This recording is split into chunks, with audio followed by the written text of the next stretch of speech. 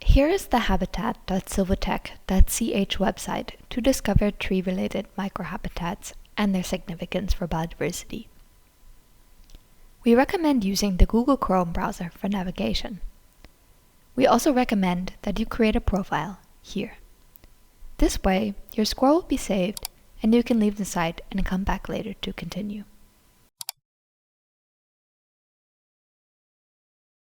You can choose a language: German, French, or English.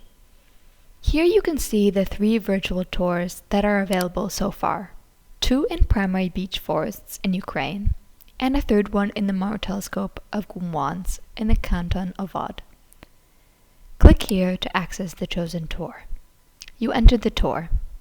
On the right side of your screen, you can see a photosphere of the forest stand in which you can move around using the buttons here. Zoom in and out, turn left and right, up and down. You can also take your hand to click and drag directly in the photosphere.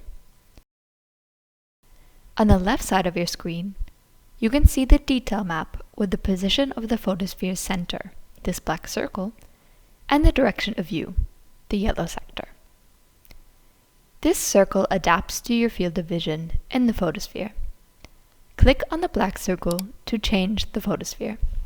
By clicking on the symbol of a tree, you will get some detailed information, such as the species or its diameter. Now you are in the Tree tab. You can also click on the other tabs: the Overview map with all available tours, the Detail map we have already seen. Click on the Tree-related Microhabitat tab to access the different modes with increasing difficulty. The Discovery mode is used to discover the tree-related microhabitats. The Identification mode asks you to identify them correctly. The Search and Identification mode is even more difficult, as you have to find the microhabitats in the stand yourself and then identify them. Let's start with the Discovery mode, which you can select here. You see a label for each tree-related microhabitat. We are currently in the photosphere shown in blue. Each label corresponds to a microhabitat. By clicking on a microhabitat label, you will get different information: form, group, and type according to the Field Guide to Tree-related Microhabitats published by the WSO. Here, you find the definition of the microhabitat, a picture, a detailed drawing, and sometimes a video.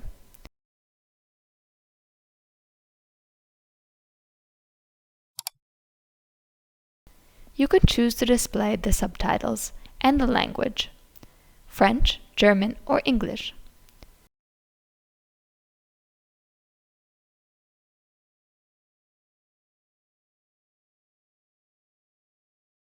Further information on the frequency of microhabitats in natural and managed forests, or the replacement rate in the stand if the microhabitat-bearing tree is harvested, etc. The site invites you to answer a question. If your answer is correct, you get a point. Click on this symbol at any time to get an overview of the microhabitats already explored.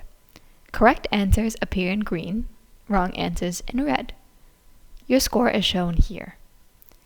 You can also click on a label to access a microhabitat directly in the photosphere.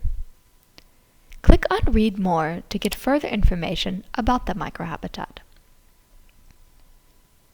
If you want to change the photosphere, you can go to the Local Map tab and click on a black circle.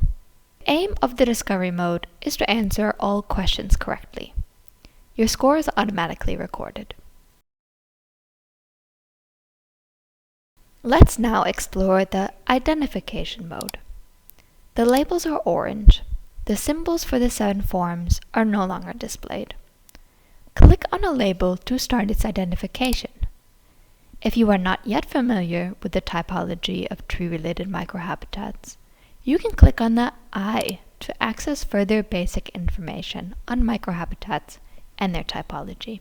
Here the 7 forms and the 15 groups are briefly presented, and at the bottom there is a link to www.totholz.ch.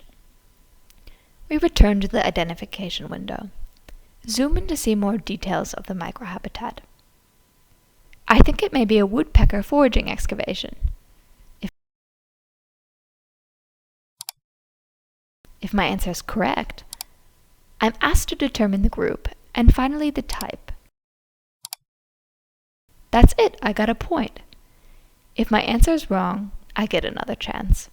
Again, I can access the overview by clicking here. Now we will explore the search and identification mode. I'm looking for microhabitats in the photosphere. Ah, there's something here, I think. When I move the mouse over it, a small hand appears. I click and the orange label appears. Now I have to identify the microhabitat I have found. I am asked the same question as in the identification mode.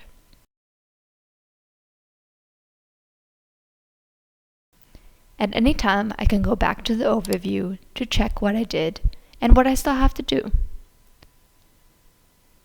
If I leave this site, my scores are saved. I can view them on the home page by clicking here on Silvotech.